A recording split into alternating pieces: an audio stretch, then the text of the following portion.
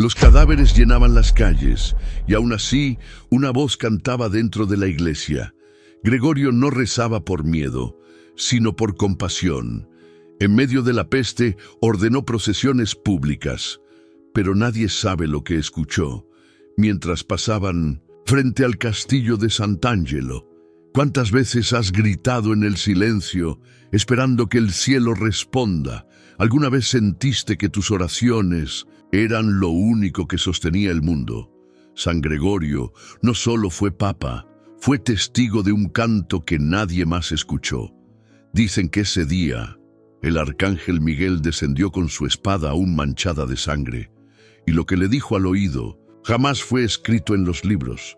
Después de aquella aparición, Gregorio cambió la liturgia para siempre, pero en su diario escribió una frase que fue arrancada siglos después, una frase que conecta o canto com o fim da peste. Esta es la historia donde la muerte fue silenciada por un canto que venía del cielo, y aquí verás lo que los siglos intentaron callar.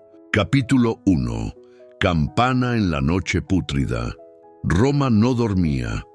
El hedor a cuerpos sin sepultura cubría cada callejón.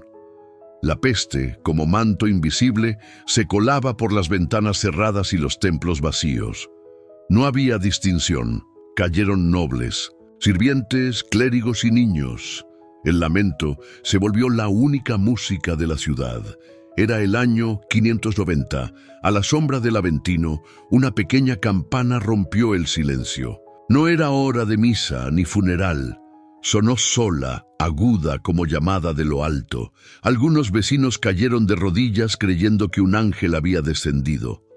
San Gregorio, apenas elegido papa, caminaba descalzo entre los enfermos. No llevaba corona ni báculo, solo una túnica gastada, un pequeño crucifijo al cuello y una oración en los labios. No hablaba, cantaba. Su voz, baja al inicio, parecía doblar el aire enfermo. Era una letanía antigua, mezcla de salmos y gemidos, tejida en la tradición romana. Una oración cantada, donde cada palabra pedía por los vivos y lloraba a los muertos. Era la primera vez que Roma escuchaba lo que luego sería llamado el canto gregoriano. Nadie le ordenó hacerlo. Fue, según relatan crónicas monásticas, un impulso del alma. Gregorio sentía que la peste no solo mataba cuerpos, mataba la esperanza. Y la voz, dijo más tarde, era el único puente entre el polvo y el cielo. Las casas que bordeaban el Trastevere comenzaron a abrir sus portones.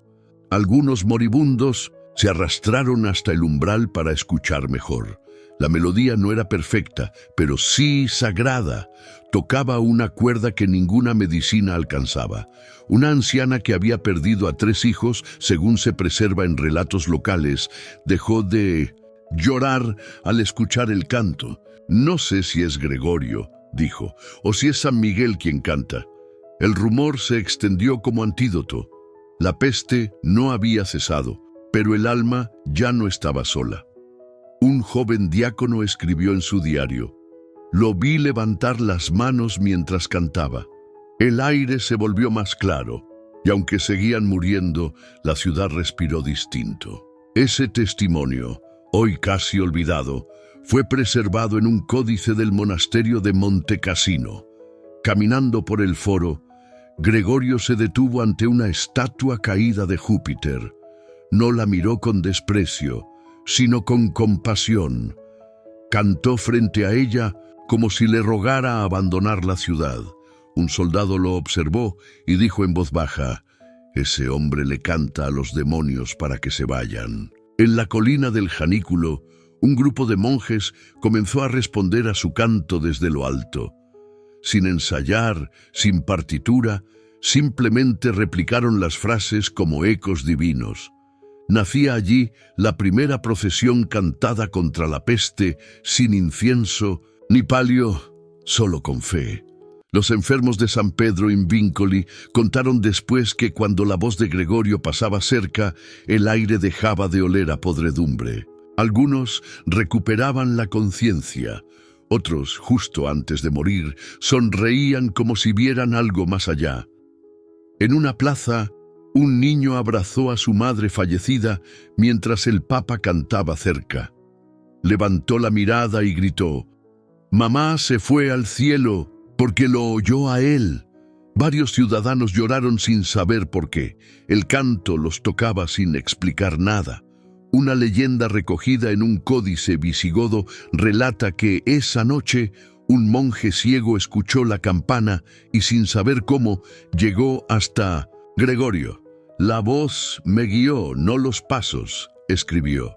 Aquel encuentro fue registrado como milagro menor en ciertos martirologios antiguos. Pero la escena más impactante ocurrió cerca del Castel Sant'Angelo. Al pasar por allí, Gregorio alzó la voz en una invocación a San Miguel.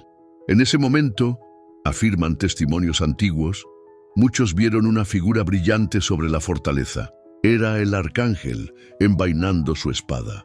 El canto cesó. La campana volvió a sonar, esta vez sin manos humanas. Los presentes se postraron. No sabían si el canto había provocado la visión o si la visión había guiado el canto. Pero todos entendieron. Dios había escuchado. Gregorio no buscaba gloria. Al terminar, regresó solo a su celda, donde escribió con tinta negra: «La peste pasará, pero el canto que brota del dolor es el que toca el corazón de Dios». Y así, en una noche donde el cielo parecía cerrado, una voz humana se atrevió a cantar, no por valentía, sino por necesidad, porque cuando el miedo paraliza, la fe canta. Capítulo 2. Susurros entre limosna y gloria. El canto no fue suficiente. Aunque el alma encontraba consuelo, el cuerpo seguía desfalleciendo. Gregorio lo sabía. La fe sin obras es eco vacío. Por eso, al amanecer del día siguiente, ordenó que todas las riquezas de la iglesia se usaran para alimentar a los pobres. No pidió permiso, dio la orden y se puso al frente. No delegó la caridad, caminaba con los monjes, repartiendo trigo, lentejas y queso curado. Tocaba a los enfermos con sus propias manos, aunque algunos tenían llagas abiertas y piel ennegrecida por la fiebre. No mostraba asco, solo urgencia. Era una carrera contra la muerte. Los registros de la época mencionan que vendió cálices, tapices y hasta parte del tesoro litúrgico del Vaticano. Mejor verlos brillar en el rostro de un hambriento que en un altar vacío, habría dicho. Muchos lo criticaron. Algunos nobles lo acusaron de sacrilegio. Pero el pueblo lo seguía con lágrimas. En una de esas jornadas, al pie de la colina Celio, una mujer le rogó pan para su nieto. Gregorio se arrodilló, tomó su rostro con ternura y partió el último pedazo que llevaba en la bolsa. «No hay último pedazo cuando se comparte con fe», murmuró. El niño, antes pálido, recuperó color. Un detalle olvidado, conservado en una carta de un monje del Laterano, dice que durante estas limosnas los cánticos no cesaban. Cada entrega iba acompañada de un susurro litúrgico, un Kyrie eleison, un Miserere. La compasión y la alabanza se entretejían. Era dar con el cuerpo, cantar con el alma. Un día, mientras repartían alimentos en el mercado de Trajano, un mendigo se acercó a Gregorio y le pidió pan y bendición. Gregorio lo abrazó, pero cuando quiso darle el pan, el hombre desapareció entre la multitud. Muchos testigos juraron que no vieron a nadie. Ese día, el Papa ayunó en silencio. Dijo que había dado de comer a Cristo mismo. Esa experiencia lo marcó. Desde entonces, antes de cada jornada de caridad, Gregorio ordenaba que se rezara el Salmo 40. Bienaventurado el que piensa en el pobre. En el día malo lo librará el Señor. Lo repetía como un escudo invisible ante la peste. La peste seguía cobrando vidas, pero algo había cambiado. Donde había desolación absoluta, empezaban a escucharse oraciones. Las casas pobres decoraban sus ventanas con ramitas de olivo como símbolo de esperanza. Era una ciudad herida, pero ya no derrotada. En una casa del barrio Suburra, un hombre que había perdido a su esposa recibió un saco de harina de manos del Papa. No sabía qué decir.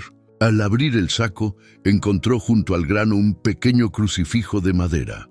Nadie supo cómo llegó allí. La historia se propagó como milagro.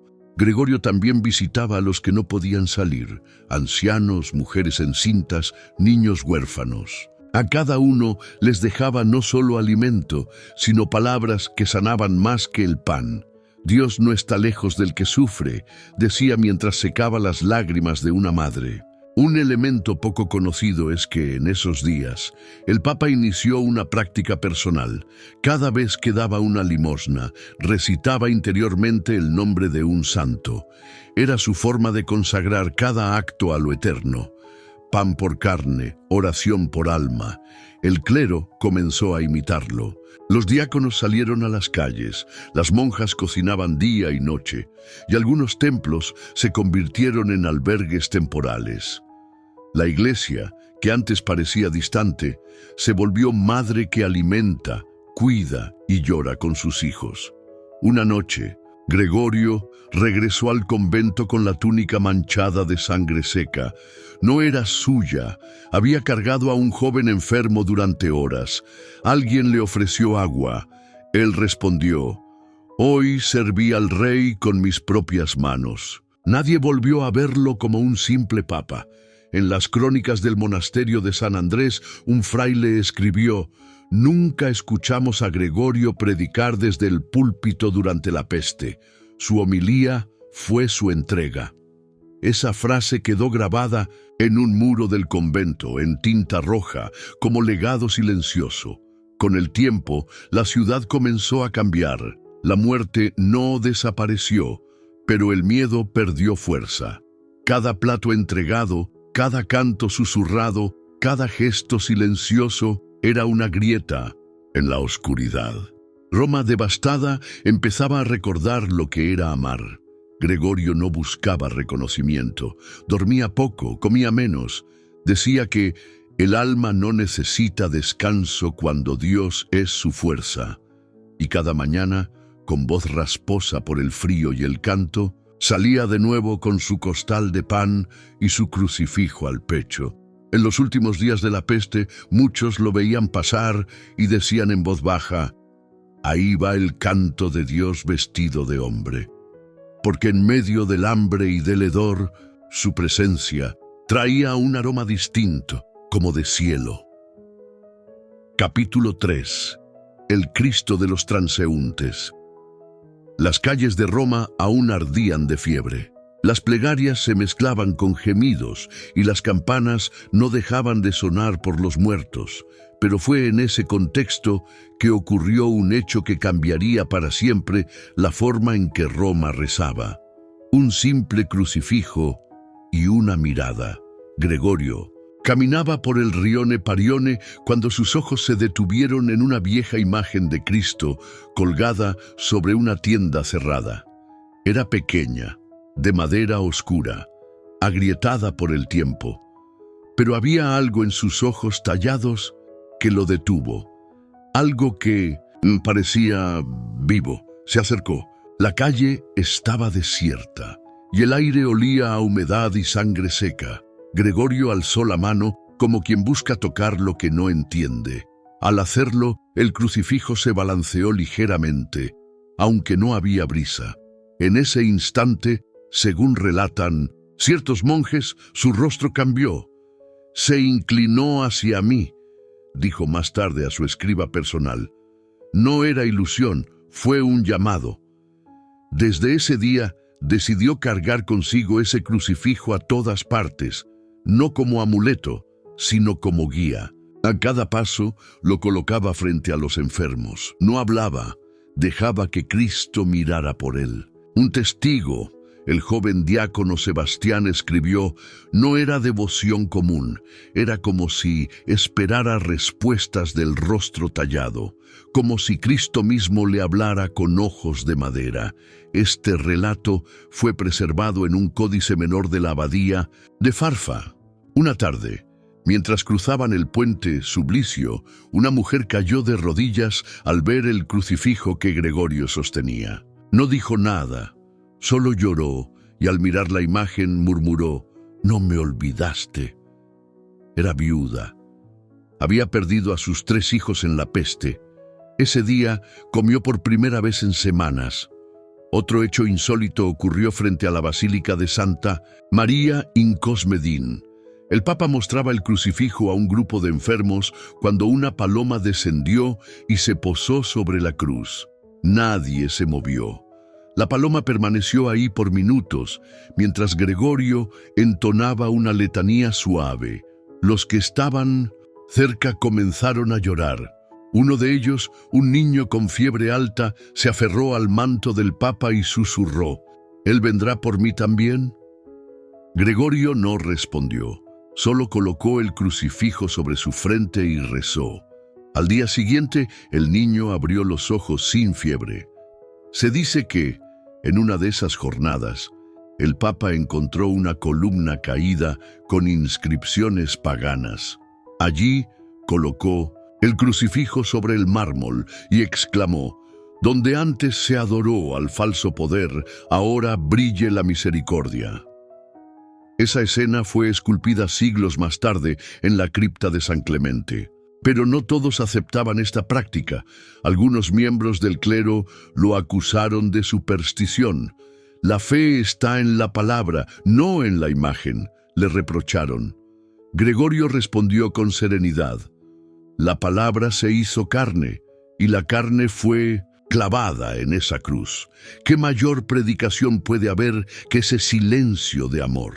Ese crucifijo, conocido hoy como el crucifijo del milagro, fue guardado luego en una capilla privada, pero en tiempos de peste volvió a salir. La tradición cuenta que incluso siglos después, cada vez que se sacaba en procesión, los enfermos encontraban consuelo. Un detalle poco difundido es que Gregorio comenzó a componer oraciones breves, inspiradas en ese rostro. Son fragmentos que no figuran en su obra oficial, pero algunos fueron hallados en manuscritos de monjes benedictinos. Una de ellas dice: «Señor de los silencios, mira mi ciudad herida y no apartes tu rostro de los que te buscan». La gente empezó a dejar flores donde el crucifijo había sido visto. Algunos le dejaban trozos de pan, otros pedazos de tela con nombres bordados. Era una fe que no pedía milagros espectaculares, sino presencia, una mirada que dijera: «No estás solo». Gregorio sabía que no podía curar a todos, pero sí podía recordarles que Cristo no se había ido, que aún en medio de cadáveres y ceniza, el Redentor seguía caminando por Roma, con heridas visibles, con ojos tallados, pero con poder de consolar. Un cronista anónimo dejó escrito: «Cuando ya no quedaban palabras, ni sermones, ni teología, quedó la cruz, y Gregorio la alzó, no como bandera de victoria, sino como faro en la niebla». En los últimos días de la peste, ese crucifijo fue llevado a la colina vaticana. Miles de personas lo siguieron en silencio, sin cantos ni incienso, solo pasos y lágrimas. Era la procesión del rostro que había mirado a Roma y no la había abandonado. Capítulo 4. Cantos que desafían la muerte. La peste no cedía. A pesar de la caridad, del consuelo y de las oraciones, el número de muertos seguía creciendo. Las calles aún eran campos de duelo y las iglesias comenzaban a vaciarse, no por falta de fe, sino por temor. Nadie quería reunirse, nadie quería respirar cerca de otro. Pero Gregorio se negó a aceptar ese silencio como norma. «Si dejamos de cantar, la muerte habrá vencido 2 veces», dijo en una reunión con sus clérigos. Decidió entonces convocar a la ciudad entera a un acto jamás antes visto, una gran letanía pública, una procesión de voces, no de cuerpos. No era una misa ni un funeral, era un clamor organizado, una súplica musical. 8 grupos fueron distribuidos por barrios distintos. hombres, mujeres, monjes, niños, viudas, nobles, mendigos y sacerdotes. Cada grupo tenía la misión de cantar la misma oración al mismo tiempo. Una ciudad en coro. El día elegido amaneció gris, con una bruma espesa que cubría los campanarios. A las 9 de la mañana, una nota aguda brotó desde el Aventino. Era el primer canto, luego otra voz respondió desde el Trastevere. Y así, uno por uno, los barrios comenzaron a entonar. Kyrie eleison, Christ eleison. El sonido se propagaba como eco sagrado. No era música de espectáculo, era clamor desnudo. La gente cantaba con miedo, con llanto, con voz quebrada, pero cantaba. Incluso los que ya estaban débiles se incorporaban en sus camas para repetir las letanías desde las ventanas. Una mujer ciega dijo haber visto una luz blanca cuando escuchó el primer Kyrie.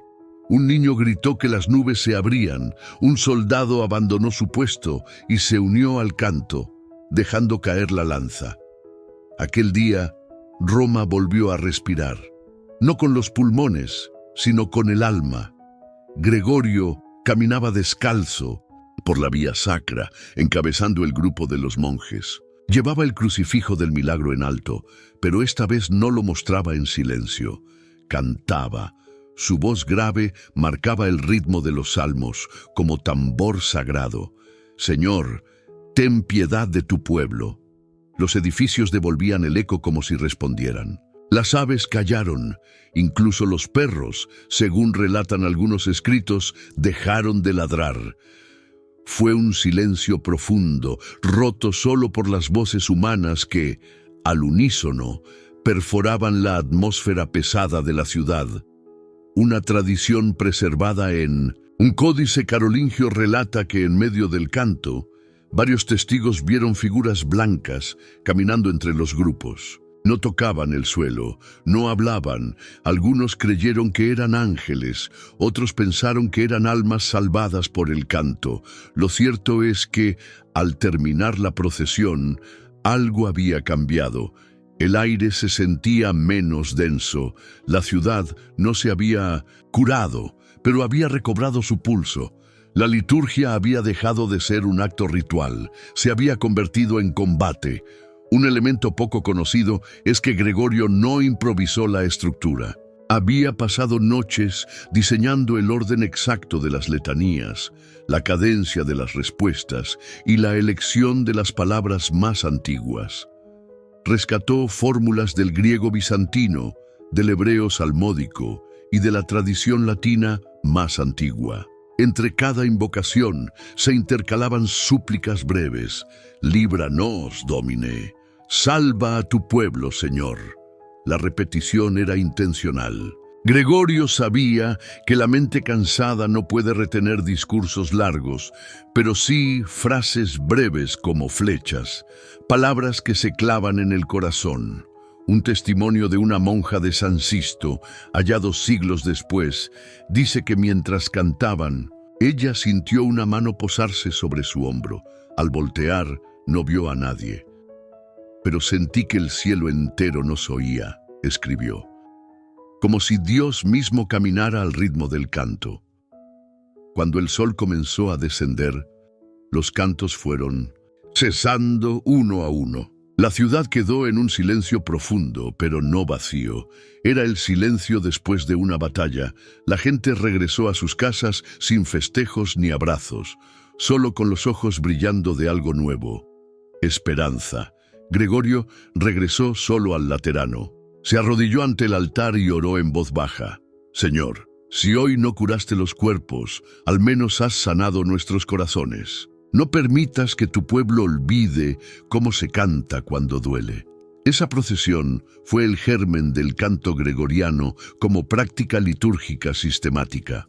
No nació en monasterios, nació en el dolor de una ciudad que eligió cantar, aun cuando todo parecía perdido. Y por eso, siglos después, su eco sigue vivo.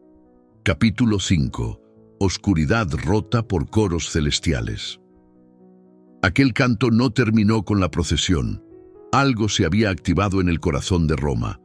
Al día siguiente, Antes de que amaneciera, se comenzaron a escuchar voces nuevas, pero no eran humanas. Sonaban desde lo alto, desde los techos, desde los arcos, una música imposible. Muchos pensaron que eran alucinaciones del cansancio o del miedo, pero cuando los campanarios comenzaron a vibrar sin ser tocados, la duda se disolvió. Roma estaba siendo visitada, no por fantasmas, sino por coros invisibles que respondían a las letanías del pueblo. Gregorio fue despertado por uno de los monjes. «Santo Padre, escuche». Desde su celda se oía una armonía perfecta, suave pero penetrante. Eran voces que no hablaban latín ni griego, y sin embargo, todos entendían. No había letra, solo un fluir que se sentía en los huesos. La gente salía a las calles en silencio, guiada por el sonido. Algunos lloraban, otros se quedaban inmóviles, con los labios abiertos. Las madres alzaban a sus hijos para que escucharan mejor. El canto descendía como rocío, como bálsamo. No curaba el cuerpo, pero aliviaba el alma. Los testimonios se multiplicaron. En el foro romano, un vendedor de vino afirmó haber visto una nube de luz moverse al ritmo del canto. En el barrio esquilino, una anciana que había perdido la vista dijo que pudo ver formas danzando en el cielo mientras el coro sonaba.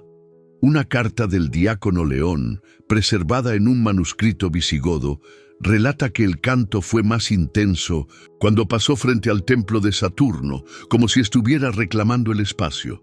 «El Dios verdadero canta donde antes callaba el ídolo», escribió con tinta temblorosa. Los enfermos también lo escuchaban.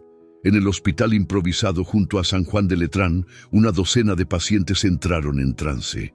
Algunos comenzaron a recitar salmos sin haberlos aprendido. Otros sonreían mirando al cielo, como si reconocieran una melodía perdida desde la infancia. Gregorio decidió entonces salir con el crucifijo milagroso y caminar hacia el puente que conectaba con el mausoleo de Adriano.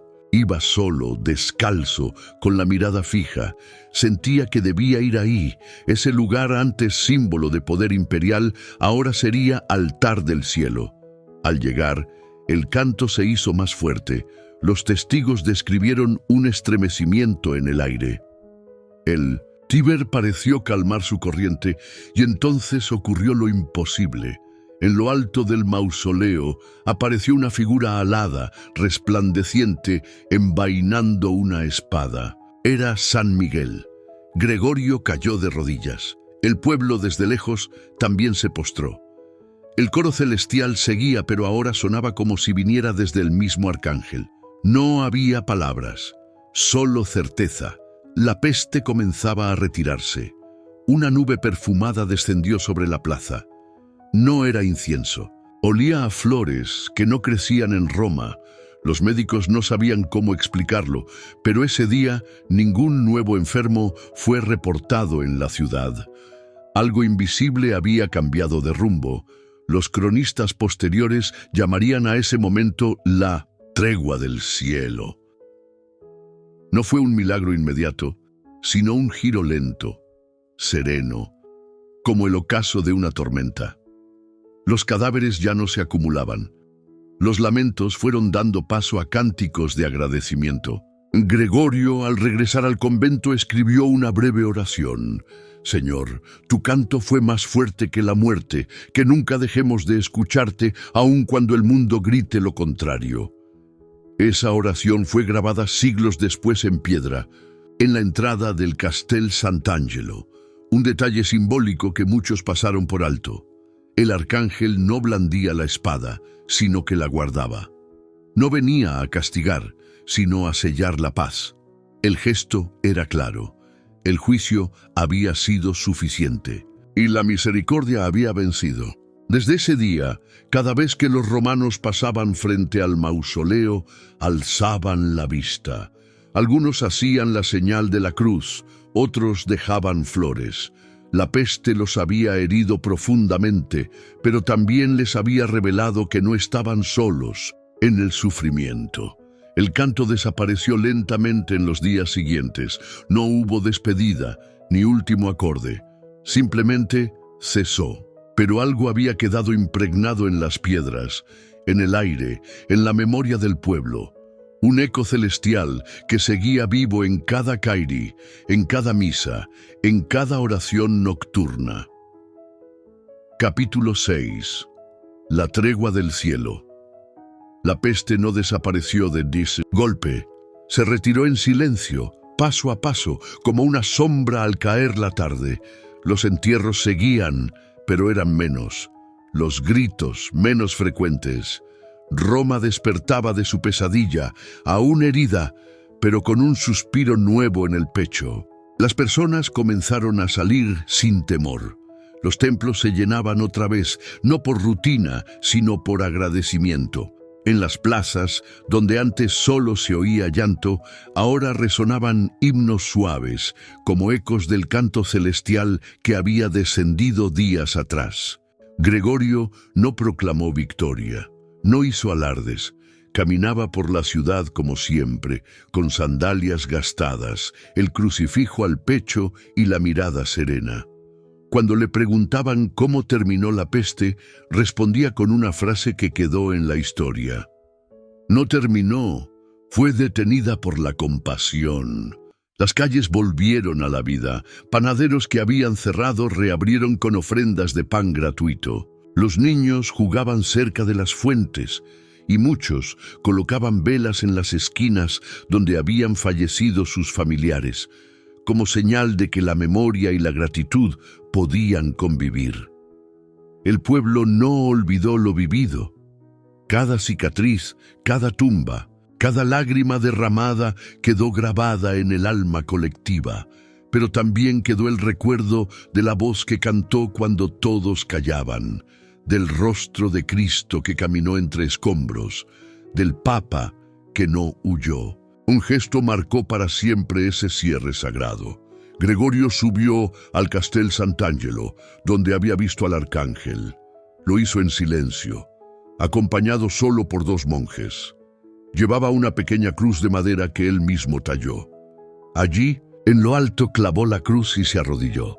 No hubo ceremonia ni aplausos, solo el viento moviendo su capa y el murmullo del Tíber abajo. En ese instante, según testimonios de los monjes, Gregorio susurró: Roma ha sido tocada, que no olvide esta misericordia. Luego bajó sin mirar atrás. A partir de ese momento, el mausoleo fue llamado Castel Sant'Angelo, no por decreto oficial, sino por el boca en boca del pueblo. Aquí bajaron los ángeles, decían los ancianos. Aquí Dios puso su firma de amor en medio del castigo. La vida continuó, pero ya nada fue igual. Las misas se llenaban de cantos distintos, más lentos, más profundos. La liturgia cambió. El pueblo ya no rezaba por costumbre, sino con conciencia de que cada palabra podía tocar el cielo o atraerlo. Gregorio siguió sirviendo. Nunca buscó trono ni fama. Gobernó la iglesia con humildad radical. Escribía cartas, organizaba obras de caridad, reformaba la liturgia, pero en su interior sabía que lo vivido durante la peste había sido su verdadero legado. Una nota escrita por su mano, hallada años después en un códice del Vaticano, dice: lo más alto que puede alcanzar un papa no es la autoridad, sino la misericordia visible, ser puente entre la herida y la gracia.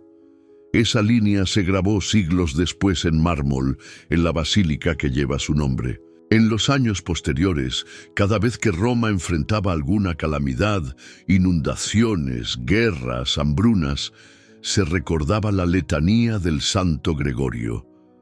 Los fieles salían en procesión, entonando aquellas mismas palabras: Kyrie eleison, Christe eleison.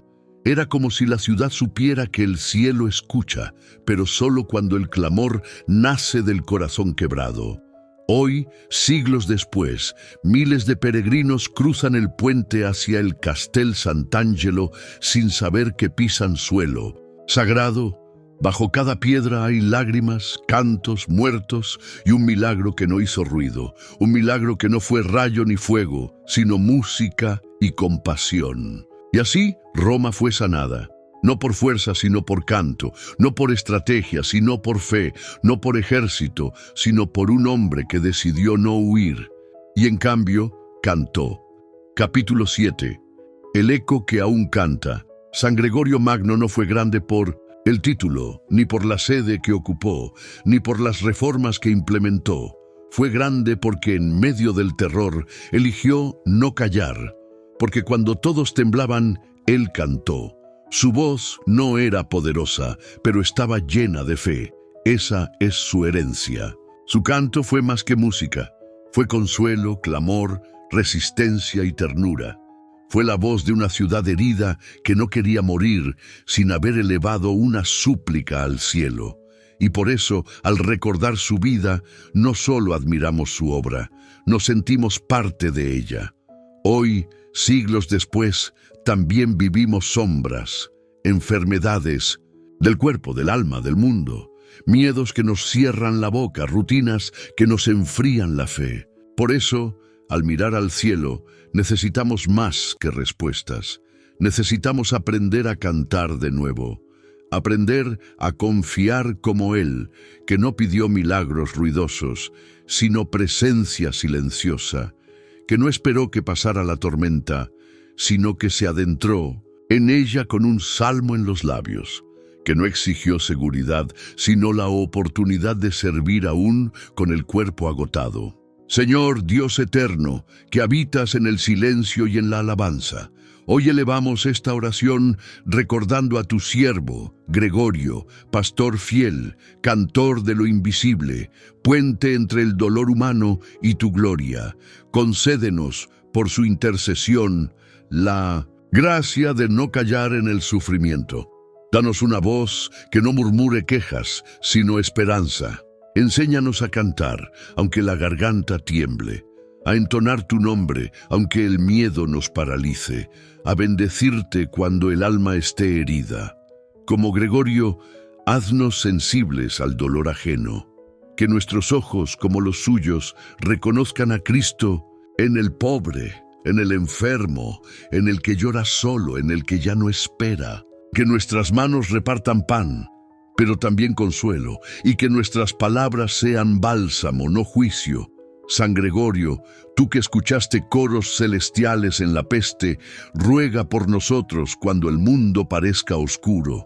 Tú que viste a San Miguel envainar la espada, enséñanos a confiar en que Dios siempre guarda la última palabra, y que esa palabra es misericordia.